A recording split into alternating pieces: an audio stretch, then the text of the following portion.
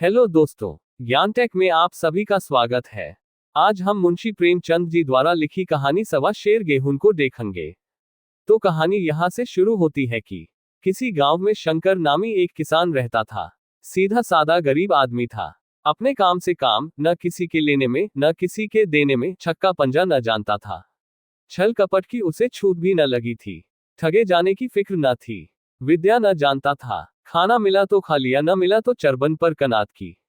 चरबन भी न मिला तो पानी लिया और राम का नाम लेकर सो रहा।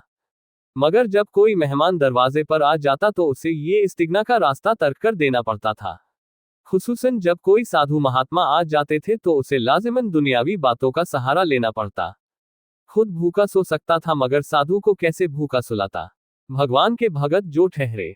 एक रोज शाम को एक महात्मा ने आकर उसके दरवाजे पर डेरा जमा दिया।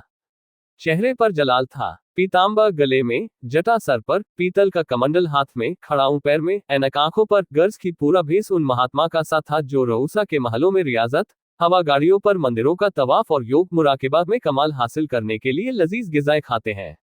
घर में जौ का आटा था, वो उन्हें कैसे खिलाता।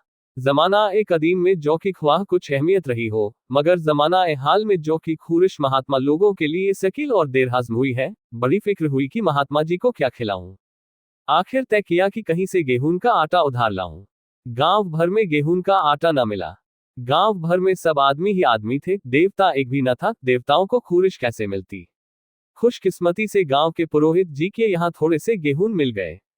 उनसे सवा सेर गेहूं उधार लिए और बीवी से कहा कि पीस दे। महात्मा ने खाया, लंबी तान कर सोए और सुबह आशीर्वाद देकर अपना रास्ता लिया। पुरोहित जी साल में 2 बार खलियानी लिया करते थे। शंकर ने दिल में कहा कि सवा सेर गेहूं क्या लौटाऊं। पंसेरी के बदले कुछ ज्यादा खलियानी दे दूंगा। वो भी समझ जाएंगे, मैं भी समझ जाऊंगा। चैत में जब वो पुरोहित जी पहुंचे तो उन्हें 1.5 पंसेरी के करीब गेहूं दे दिए और अपने को सुबुक दोष समझकर इसका कोई तस्करा न किया। पुरोहित जी ने भी फिर कभी न मांगा। सीधे साधे शंकर को क्या मालूम कि ये सवा सेर गेहूं चुकाने के लिए मुझे दोबारा जन्म लेना पड़ेगा। 7 साल गुजर गए। पुरोहित जी ब्राह्मण से महाजन हुए। शंकर किसान से मजदूर हो गया। उसका छोटा भाई मंगल उससे अलग हो गया था। एक साथ रहकर दोनों किसान थे, अलग होकर दोनों मजदूर हो गए थे। शंकर ने बहुत चाहा कि निफाक की आग भड़कने न पावे, मगर हालत ने उसको मजबूर कर दिया। जिस वक्त अलग चूल्हे जले वो फूट फूट कर रोया। आज से भाई भाई दुश्मन हो जाएंगे। एक रोए तो दूसरा हंसेगा, एक के घर में गमी होगी तो दूसरे के घर गुलगुले पकेंगे। मोहब्बत का रिश्ता, दूध का रिश्ता आज टूटा जाता है। उसने सख्त मेहनत करके खानदानी इज्जत का ये दरख्त लगाया था। उसे अपने खून से सींचा था, उसका जड़ से उखड़ना देखकर उसके दिल के टुकड़े हुए जाते थे। 7 रोज तक उसने दाने की सूरत भी न देखी। दिन भर जेठ की धूप में काम करता और रात में लपेट कर सो रहता। इस सख्त रंज और नाकाबिले बर्दाश्त तकलीफ ने खून को जला दिया, गोश्त और चर्बी को घुला दिया। बीमार पड़ा तो महीनों चारपाई से न उठा। अब गुजर बसर कैसे हो। 5 बीघे के आधे खेत रह गए, एक बैल रह गया। खेती क्या खाक होती। आखिर यहां तक नौबत पहुंची कि खेती सिर्फ नाम भर को रह गई। माश का सारा भार मजदूरी पर आ पड़ा। 7 साल गुजर गए। एक दिन शंकर मजदूरी करके लौटा तो रास्ते में पुरोहित जी ने टोक कर कहा, शंकर कल आके अपने बीज बैंक का हिसाब कर ले। तेरे यहाँ 5.5 मन गेहूं कब से बाकी पड़े हैं और तू देने का नाम नहीं लेता। क्या हजम करने का इरादा है। शंकर ने तजुब से कहा, मैंने तुमसे कब गेहूं लिए थे कि 5.5 मन हो गए। तुम भूलते हो, मेरे यहाँ न किसी छटाक भर अनाज है, न एक पैसा उधार। पुरोहित, इसी नियत का तो ये फल भोग रहे हो, खाने को नहीं जुड़ता। ये कह पुरोहित जी ने उसका सवा सेर गेहूं का जिक्र किया जो आज से 7 साल कबल शंकर को दिए थे। शंकर सुनकर साकित रह गया। मैंने कितनी बार उन्हें खलियानी दी, उन्होंने मेरा कौन सा काम किया। जब पोथी पत्रा देखने, साथ शगुन विचारने द्वार पर आते थे तो कुछ न कुछ दक्षिणा ले ही जाते थे। इतना स्वार्थ। सवा सेर अनाज को लेकर अंडे की तरह ये भूत खड़ा कर दिया, जो मुझे निगल ही जाएगा। इतने दिनों में एक बार भी कह देते तो गेहूं दे ही देता। क्या इसी नियत से चुप बैठे रहे। बोला, महाराज नाम लेकर तो मैंने इतना अनाज नहीं दिया, मगर कई बार खलियानी में सेर सेर 2-2 सेर दे दिया है। अब आप आज 5.5 मन मांगते हो, मैं कहां से दूंगा। पुरोहित, लेखा जौ जौ, बख्शीश 100-100। तुमने जो कुछ दिया होगा, खलियानी में दिया होगा, उसका कोई हिसाब नहीं। चाहे एक की जगह 4 पंसेरी दे, तुम्हारे नाम ही में 5.5 मन लिखा हुआ, जिससे चाहे हिसाब लगवा लो। दे दो तो तुम्हारा नाम जी काट दूं, नहीं तो और बढ़ता रहेगा।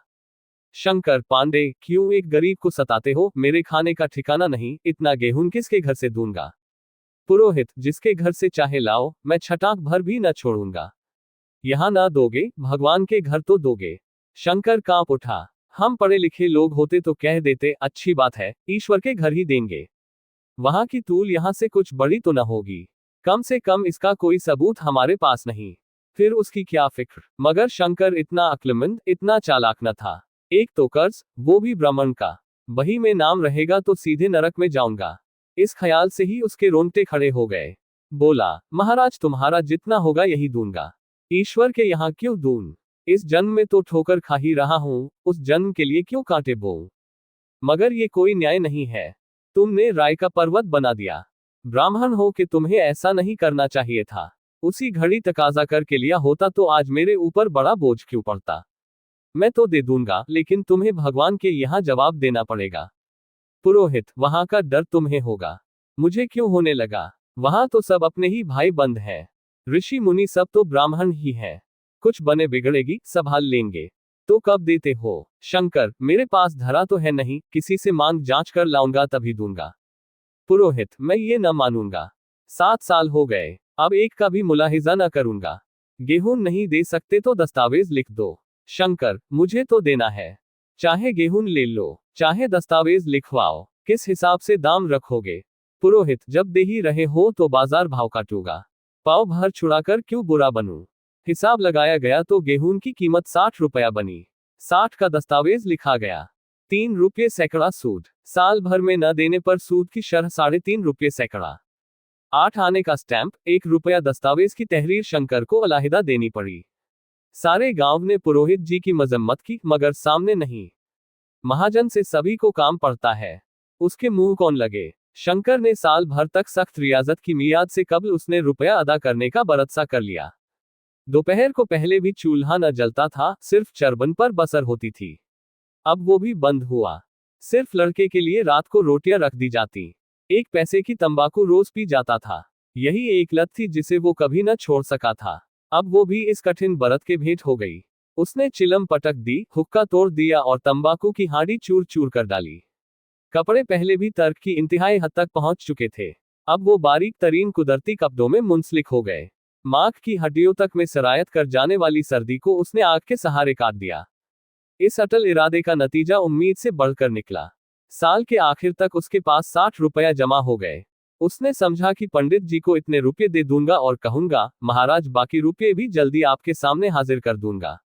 15 की तो और बात है, क्या पंडित जी इतना भी न मानेंगे? उसने रुपये लिए और ले जाकर पंडित जी के कदमों पर रख दिए। पंडित जी ने मुतअज्जिब होकर पूछा, किसी से उधार लिया क्या?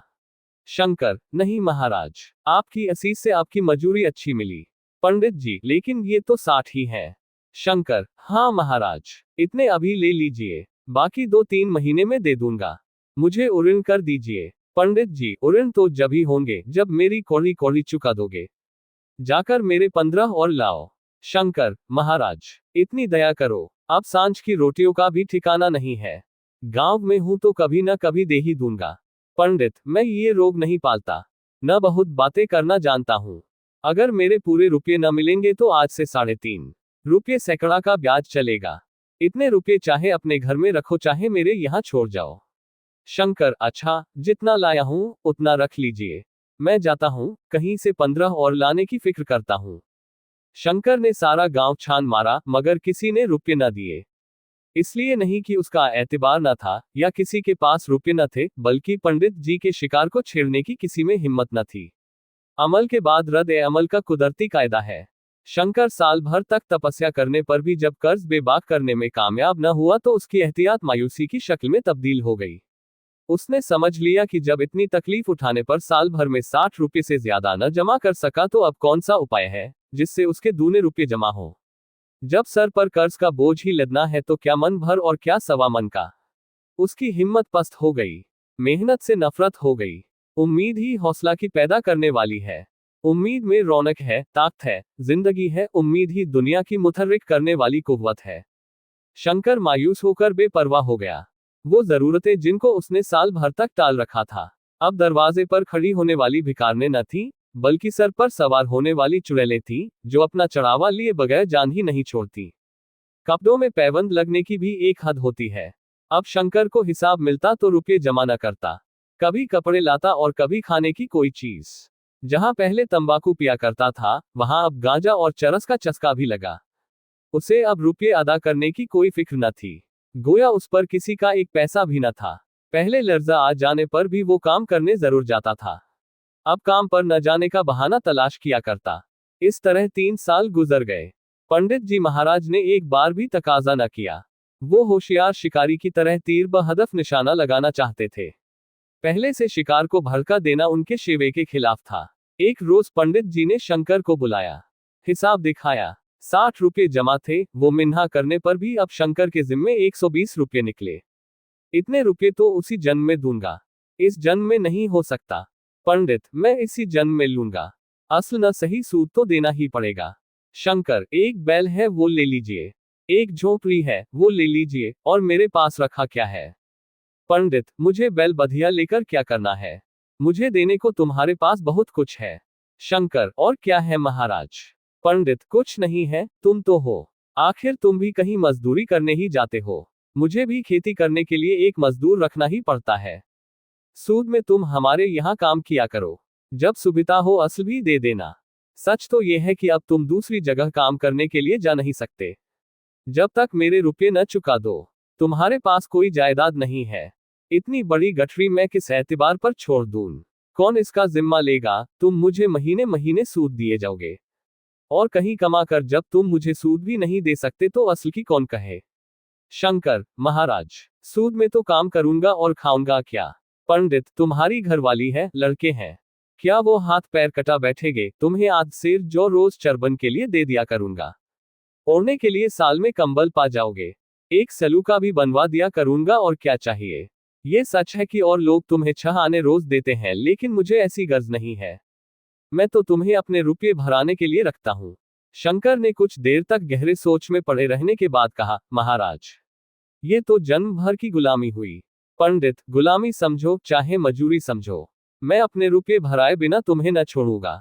तुम भागोगे तो तुम्हारा लड़का, हाँ जब कोई न रहेगा तब की बात दूसरी है। इस फैसले की कहीं अपील न थी। मजदूर की जमानत कौन करता? कहीं पनाह न थी, भाग कर कहाँ जाता? दूसरे रोज से उसने पंडित जी के यहाँ काम करना शुरू कर दिया। 1.25 सेर गेहूं की बदौलत उम्र भर के लिए गुलामी की बेड़ियां पांव में डालनी पड़ी। उस बदनसीब को अब अगर किसी ख्याल से तस्कीन होती थी तो इसी से कि ये सब मेरे पिछले जन्म का भोग है। औरत को वो काम करने पड़े थे जो उसने कभी न किए थे। बच्चे दाने दाने को तरसते थे, लेकिन शंकर चुप देखने के सिवा और कुछ न कर सकता था। वो गेहूं के दाने किसी देवता बुद्ध की तरह तमाम उम्र उसके सर से न उतरे। शंकर ने पंडित जी के यहाँ 20 बरस तक गुलामी करने के बाद इस गमकदे से रेहलत की। 120 अभी तक उसके सर पर सवार थे। पंडित जी ने उस गरीब को ईश्वर के दरबार में तकलीफ देना मुनासिब न समझा, बस उन्होंने उसके जवान बेटे की गर्दन पकड़ी। आज तक वो पंडित जी के यहाँ काम करता है। उसका उधार कब अदा होगा भी या नहीं, ईश्वर ही जाने।